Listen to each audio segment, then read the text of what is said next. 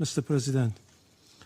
This morning, the United States regime jointly and in coordination with the Israeli regime initiated an unprovoked and premeditated aggression against the Islamic Republic of Iran for the second time in the recent months, while deliberately attacking civilian populated areas in multiple large cities of Iran where millions of people reside.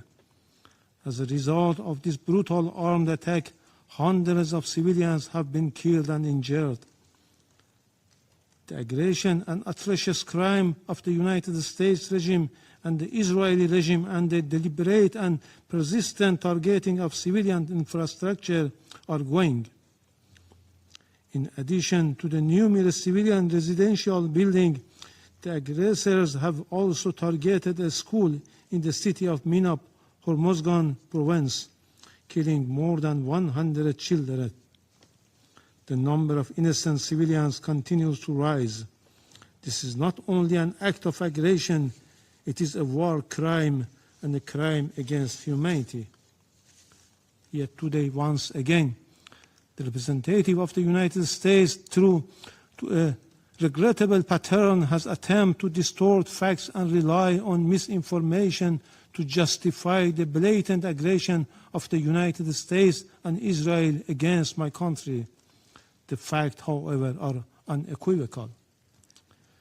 The justification advanced by the representative of the United States today are illegal and entirely devoid of legal foundation. The baseless allegation invoked to defend this unlawful use of force have no standing under international law. The invocation of preemptive attack claims of imminent threats or other substantiated political claims cannot legitimize aggression. Such claims are unfounded legally, morally, and politically, and they contradicted the clear principles of the Charter of the United Nations. I also categorically reject the assertion made by the representative of France, the United Kingdom, and certain other Western members regarding Iran's peaceful nuclear program. These claims lack a factual and legal basis. Mr. President, distinguished colleagues, the President of the United States and the Prime Minister of the Israeli regime have openly claimed responsibility for this act of aggression and have explicitly articulated regime change as their objective, an unmistakable admission of their intent to violate Iran's sovereignty and territorial integrity. The President of the United States has falsely described this aggression as necessary to neutralize an imminent threat to the American people. This is nothing more than a deliberate attempt to mislead the international community and the U.S. public opinion and manufacture consent for unlawful war. Similarly, the representative of the United States has cynically sought to mislead this Council, yet history provides ample documentation that the foreign policy of the United States has repeatedly relied on unlawful force, covert intervention, and political manipulation to alter the governments of other member states. This record is well established. The reality is clear and undeniable.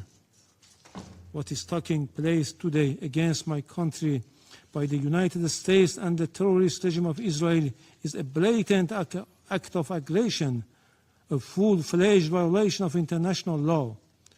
No justification, no accusation, no narrative of disinformation can legitimize or excuse this manifest crime and aggression.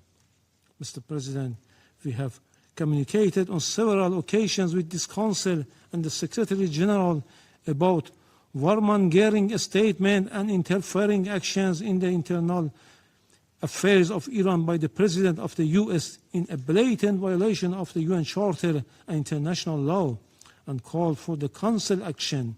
Regrettably, all were unanswered.